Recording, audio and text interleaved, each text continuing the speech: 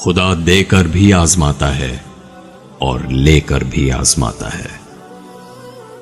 रब के बंदों को मुआफ कर दिया करो, बंदों का रब आपको मुआफ कर देगा।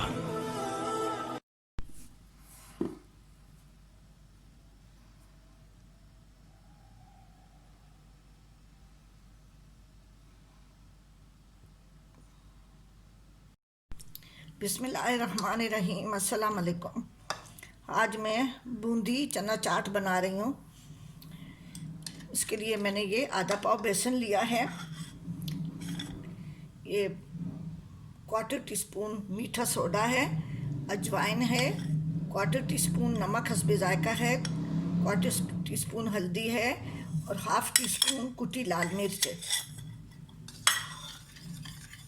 उसको मैं अच्छी तरह से मिक्स करके इसका मैं बैटर बना रही हूँ।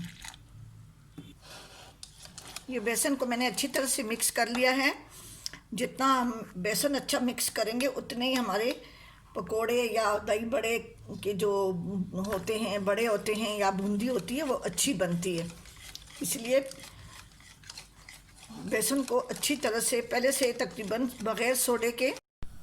अब ये तेल गरम हो गया है, मैं थोड़ा सा डाल के देखती हूँ बेसन।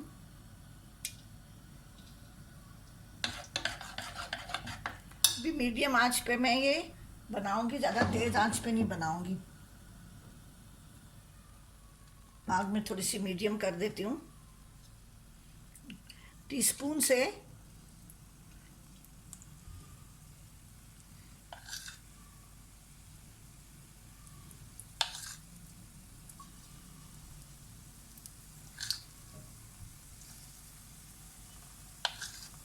से डालें ताकि छोटी छोटी बूंदी बने, पकौड़ियाँ बने।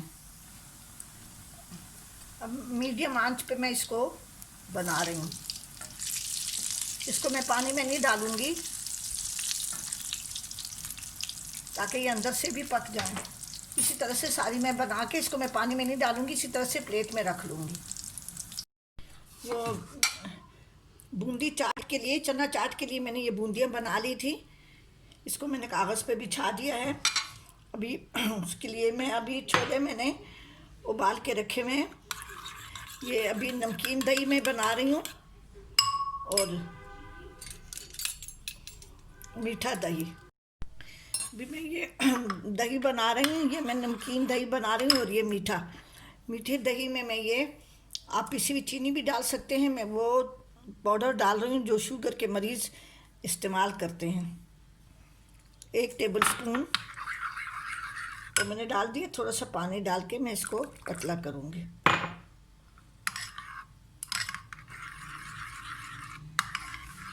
आप चीनी भी डाल सकते हैं। इसमें थोड़ा सा नमक मैं डाल रही हूँ। छोलों में भी नमक है और जो मैंने वो बनाया है,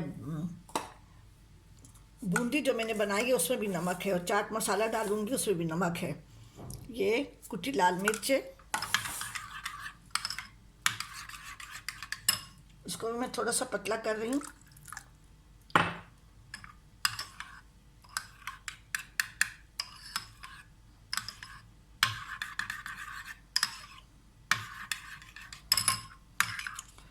क्योंकि पानी में बूंदी को मैंने पानी में नहीं भिगोया था, उसके लिए थोड़ा सा लिक्विड ज़्यादा होना चाहिए। अभी मैं इसको असेंबल कर रही हूँ। मैंने यहाँ पे एक फैली सी डिश रखी हुई है। सबसे पहले इसमें मैं ये छोले डाल लेती हूँ। छोलों को मैंने फ्रीज़र में से निकाल के और थोड़ा सा पानी और नमक डाल के इसको मैंने उबाल लिया था और भी थोड़ा सा पका लिया। इसका जायका बहुत अच्छा होता है।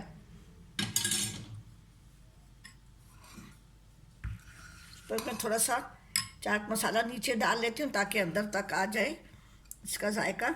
उसमें मैं आलू डाल लेती हूँ।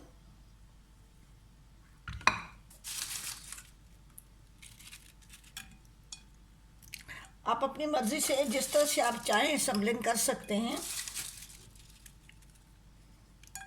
कोई चीज़ ऊपर नीचे रखनी हो, ये बड़े बहुत ज़्यादा नहीं डालें, अंदाजे से डालें, छोले ज़्यादा खाए जाते हैं। इसके ऊपर मैं अभी ये हरी मिर्चें डाल रही हूँ। आलू मैंने डाल दिए, थोड़ा सा हरा धनिया है, फिर से थोड़ा चाट मसाला डालती हूँ कि ये नमकीन दही मैं डाल लेती हूँ इसके।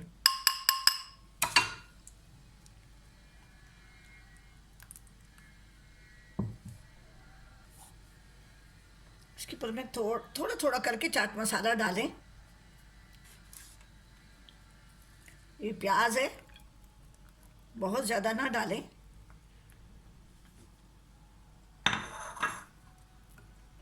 फिर से थोड़े से आलू डाल लें, थोड़ी हरी मिर्चें, ये थोड़ा सा पुदीना है, ये डाल के, और ये जो मीठा दही है जो मैंने बनाया है उसको ऐसे साइडों पे डाल लें।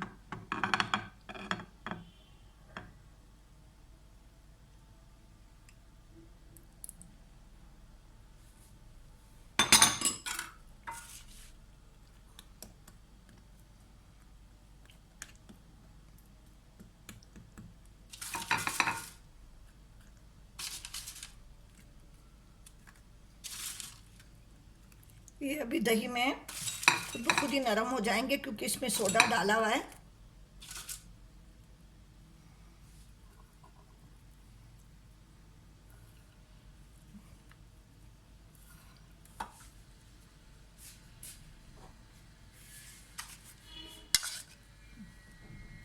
तो छोले मैंने बचा के रखे हुए थे,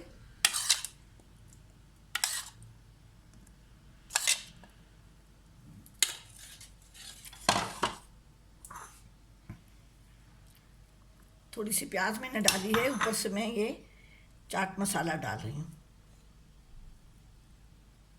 बहुत मज़े की चाट होती है, आप ज़रूर बनाएं। इसमें मिर्च मसालों का इस्तेमाल बहुत कम है। जितने भी ये मेरे पास आलू और हरी मिर्चें वगैरह बची हुई हैं सब मैं डाल लेती हूँ। ठीक है जी, आप ज़रूर इस तरह से चाट बनाएं और मेरे चैनल जर्नी ऑफ टेस्ट को ज़रूर सब्सक्राइब करें और कमेंट्स करना ना भूलें, ज़रूर कमेंट्स करें।